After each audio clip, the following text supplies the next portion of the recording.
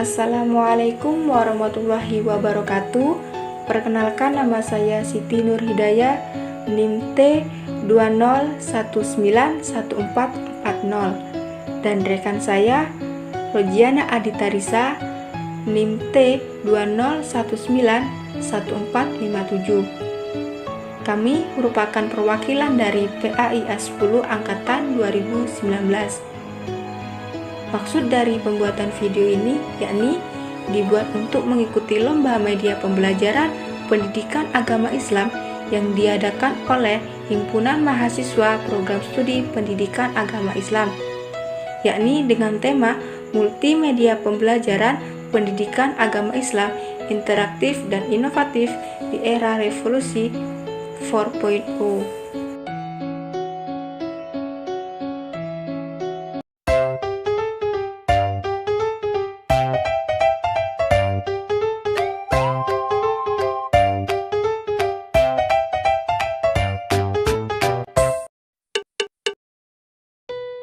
Sesuai bahan ajar yang telah dikembangkan oleh salah satu kompetensi dasar mata pelajaran pendidikan agama Islam, maka di sini kami akan membahas mengenai qada dan qadar. Pada pembahasan yang pertama, kita akan membahas mengenai iman kepada qada dan qadar. Bahwasanya keimanan seorang mukmin yang benar harus mencakup 6 rukun.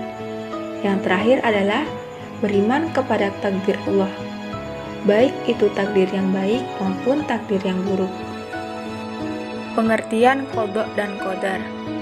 Menurut bahasa, qada memiliki beberapa pengertian, yaitu hukum, ketetapan, kehendak, pemberitahuan, dan penciptaan.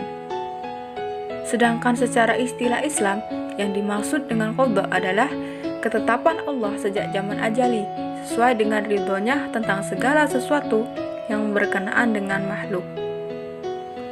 Sedangkan pengertian qadar secara bahasa adalah kepastian, peraturan, dan ukuran. Adapun menurut Islam, qadar perwujudan atau kenyataan ketetapan Allah terhadap semua makhluk dalam kadar dan berbentuk sesuai dengan ridhonya.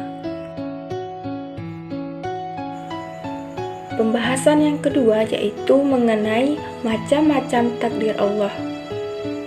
Bahwasanya takdir Allah itu terbagi menjadi dua. Yang pertama takdir mu'alaq dan yang kedua takdir mubrom. Mengenai takdir mu'alaq itu sendiri yaitu qada dan qadarnya Allah yang masih digantungkan pada usaha atau ikhtiar manusia.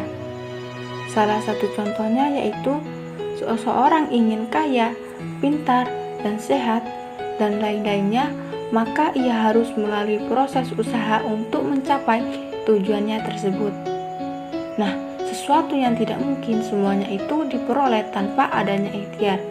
Sebagaimana firman Allah yang telah disebutkan dalam Quran surat An-Nazm ayat 39-40 yang berbunyi, A'udzu billahi minasyaitonir rajim.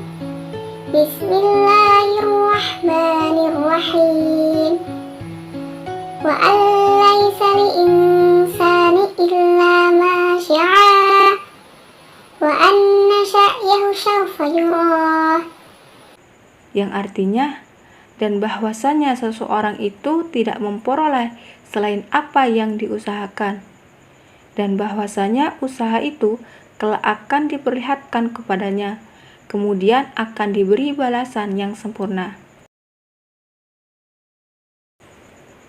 Sedangkan mengenai takdir mubrom yaitu qada dan qadarnya Allah Subhanahu wa Ta'ala yang tidak dapat diubah lagi oleh manusia, walaupun ada ikhtiar dan tawakal. Sebagaimana firman Allah Subhanahu wa Ta'ala terdapat pada Quran surat Al-A'raf ayat 34 yang berbunyi, A'udzu billahi minasyaitonir rajim. Bismillahirrahmanirrahim. Wa likulli ummatin ajalun fa idza jaa ajaluhum la yastakhiruna sya'ah la yastakhiruna sya'atan wa la yastahdimun. yang artinya dan setiap umat memiliki, maka apabila telah datang waktunya, mereka tidak dapat mengundurnya barang sesaat pun dan tidak dapat pula memajukannya. Mungkin hanya itu yang dapat saya jelaskan mengenai iman kepada qada dan qadar beserta macam-macam takdir Allah. Untuk yang selanjutnya akan dilanjutkan oleh rekan saya, dan jangan lupa simak baik-baik ya teman-teman.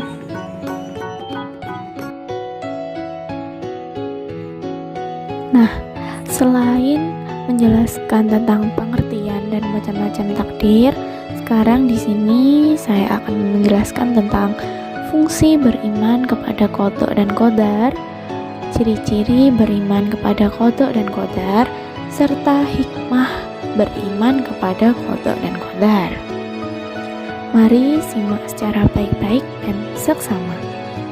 Fungsi beriman kepada qada dan qadar.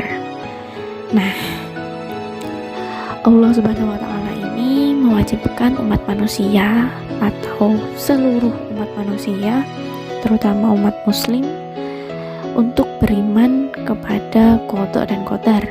Terdapat pada rukun iman yang tentu saja mengandung banyak fungsi, yaitu antara lain sebagai berikut.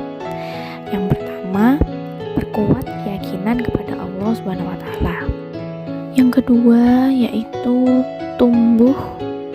tumbuhnya kesadaran bahwa semua yang ada di bumi ini hanyalah milik Allah.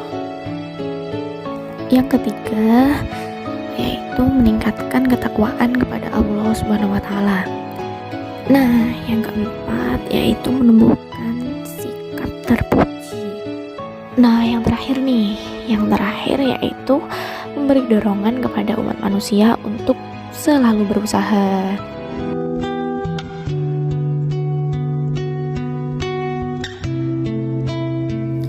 Yang selanjutnya yaitu sub yang keempat, tentang ciri-ciri beriman kepada qada dan qadar atau ciri-ciri orang yang beriman qada dan qadar.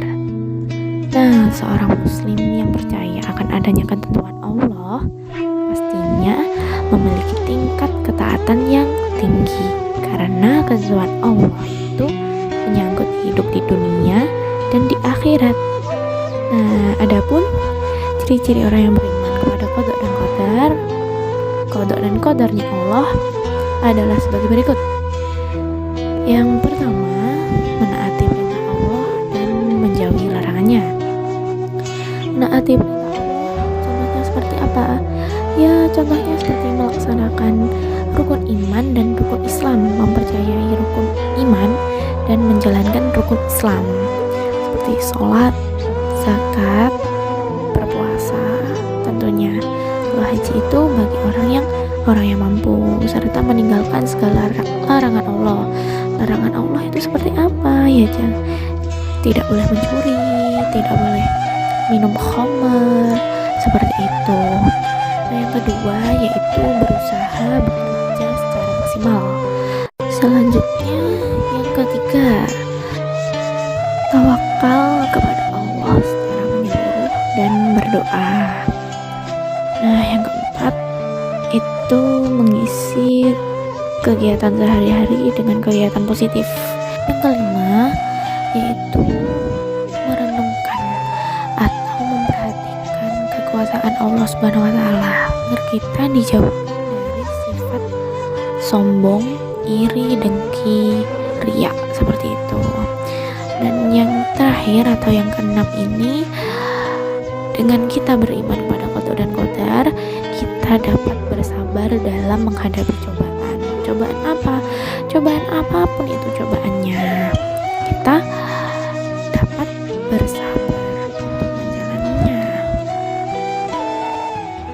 Nah, sekarang menuju ke subbab yang terakhir atau yang kelima, yaitu tentang hikmah beriman kepada qada dan qadar. Hikmah tersebut antara lain sebagai berikut. Yang pertama yaitu melatih diri untuk bersyukur dan sabar. Nah, hikmah yang kedua yaitu dijauhkan dari sifat sombong. Nah, hikmah yang ketiga yaitu memupuk sifat optimis dan giat bekerja. Nah, hikmah yang terakhir atau hikmah yang keempat ini yaitu menenangkan atau dapat menenangkan jiwa.